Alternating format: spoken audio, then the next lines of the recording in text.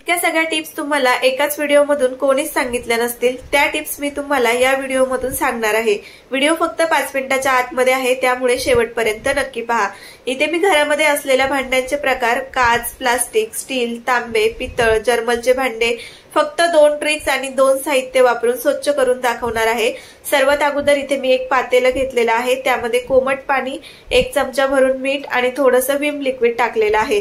Vim liquid नसेल तर Nirma powder किंवा मग शॅम्पूचा वापर देखील आपण इथे करू शकतो। त्यानंतर सर्वात अगोदर मी तुम्हाला प्लास्टिकचं भांड डब्बा स्वच्छ करून दाखवते।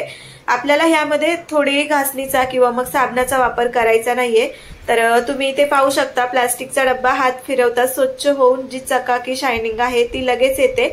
आपण ह्या पाण्यामध्ये मीठ टाकलेलं आहे, तर मिठामुळे भांड्यातला वास नाहीसा होतो, डब्याला चकाकी येते। प्लास्टिक जे भांडे असतात त्यांना स्क्रॅचेस पडण्याची दाट शक्यता असते, त्यामुळे आपण ह्याच पद्धतीने स्वच्छ केले पाहिजेत, म्हणजे त्या भांड्यांची चकाकी तशीच राहते।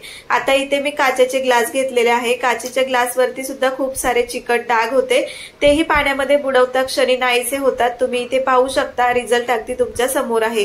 त्यानंतर आता आपण स्वच्छ करूया स्टीलचा डब्बा।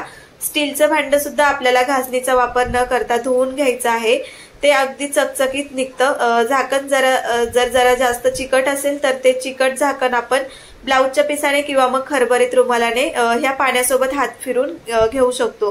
तुम्ही इथे पाहू शकता, मी तिन्ही भांडी ह्याप्रमाणे छान अशी स्वच्छ केलेली आहेत। हे भांडे मी नंतर तुम्हाला स्वच्छ पाण्याने धुवून देखील दाखवते। आता मी तुम्हाला दुसरी ट्रिक सांगते, ती आहे तांबे, पितळ आणि जर्मलची जी भांडी आपण कोणत्या पद्धतीने घासून छान अशी स्वच्छ करू शकतो। तर इथे मी एका वाटीत रांगोळी घेतलेली आहे, हो रांगोळीच, ह्याच रांगोळीने आपण ही भांडी छान अशी स्वच्छ करणार आहोत। ह्या ट्रिक्सने भांडी खरंच खूप छान निघतात, त्यामुळे शेवटपर्यंत नक्की पहा। आता मी जर्मलच्या झाकणावर रांगोळी पसरवून घेते, त्यावर थोडंसं पाणी टाकून ओलसर करायचं आणि त्यानंतर अगदी हलक्या हाताने हे झाकण घासून घ्यायचं आहे। भांडी जर जास्त चिकट तेलकट असतील तर ह्या रांगोळीमध्ये आपण 1-2 थेंब विम जेल लिक्विड किंवा मग निरमा पावडर टाकून साफ करून घेऊ शकतो। तर तुम्ही इथे पाहू शकता की इतक्या सोप्या पद्धतीने हे झाकण मी छान असं घासलेलं आहे। आता हे झाकण मी तुम्हाला धुवून सुद्धा दाखवते, रिझल्ट अगदी तुमच्या समोरच आहे। त्यानंतर हे भांड तुम्हाला आता मी धुवून दाखवते। तर बघा, धुता क्षणी ते भांड अगदी चकचकीत झालेलं आहे, आपल्याला पाहिजे तसं स्वच्छ झालेलं आहे। घासणीचा थोडाही वापर न करता आपण ही भांडी रांगोळीच्या साह्याने स्वच्छ करून घेऊ शकतो। तर आता मी तुम्हाला ही रांगोळी दाराच्या बाहेर काढल्याच्या नंतर दुसऱ्या दिवशी आपण टाकून देतो, तर तीच रांगोळी मी जमा करून ठेवलेली आहे। त्यानंतर आता इथे मी देवाचा जो गडू असतो तो स्वच्छ करून दाखवते। तुम्हाला रिझल्ट अगदी समोर दिसतच असेल। तर आपण जी देवासाठी लागणारी रोजची वापरातली भांडी असतात ना, जसं की गडू झालं, तामण झालं, पाणी ठेवण्याचं पात्र, तर ही आपण भांडी अशा प्रकारे छान अशी साफ करून घेऊ शकतो, साबण किंवा पितांबरीचा कशाचाच वापर न करता। फक्त रांगोळीचा हात फिरवला तरी ही भांडी छान अशी चकचकीत निघली जातात। आता इथे मी तुम्हाला पितळेचं भांड स्वच्छ करून दाखवते। तर तुम्ही इथे पाहू शकता की अगदी म्हणजे आपण हात फिरवता क्षणी ना हे भांड लगेच असं स्वच्छ होते। त्या भांड्यावरती जी काही कलई असते तर भांड्यावरची कलई निघली जाते, भांड अगदी स्वच्छ होतं। तर इतक्या सोप्या पद्धतीने अगदी 2 वस्तू आणि 2 ट्रिक्सने आपण आपल्या घरातील असलेल्या वेगवेगळ्या प्रकारची भांडी साफ करू शकतो। तर ती भांडी सोप्या पद्धतीने कशी घासायची हे सांगितलेलं आहे। आता ही भांडी परत एकदा स्वच्छ पाण्याने धुवून घेते।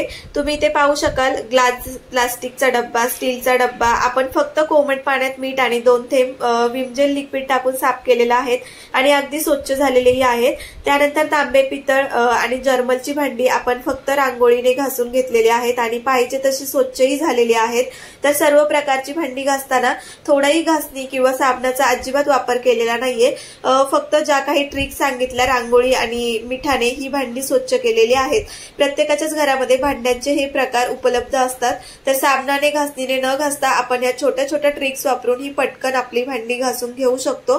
रांगोळीची ट्रिक जास्त करून जर्मलचे भांडे असतात ना, त्यावर जास्त वर्क होते, तुम्ही एकदा नक्कीच ट्राय करा। आणि विम जेल लिक्विड आणि मिठाची ट्रिक दाखवलेल्या तिन्ही प्रकारच्या भांड्यांवरती खूप जास्त वर्क होते, कारण प्लास्टिकची जी शाईन राहते ती म्हणजे निघत नाही, ग्लासचा जो चिकटपणा असतो तोही लवकर निघतो आणि स्टीलचा पण काळपट तेलकटपणा चिकटपणा लगेच निघला जातो। तर तुम्ही इथे पाहू शकता सर्व प्रकारची भांडी तुम्हाला इथे घासून दाखवलेले आहे, धुवून सुद्धा दाखवलेले आहेत।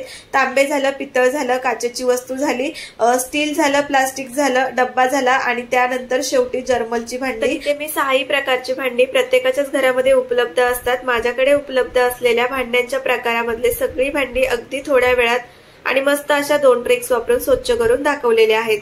तर यामधली ट्रिक्स तुम्हाला सगळ्यात जास्त कोणती आवडली ते मला कमेंटमध्ये सांगा आणि जर आवडली असेल तर तुमच्या मैत्रिणींना नक्की शेअर करा। चॅनलवरती नवीन असेल, व्हिडिओ आवडला असेल तर चॅनलला सबस्क्राईब करा। व्हिडिओ शेवटपर्यंत पाहिल्याबद्दल तुमच्या सगळ्यांचे धन्यवाद।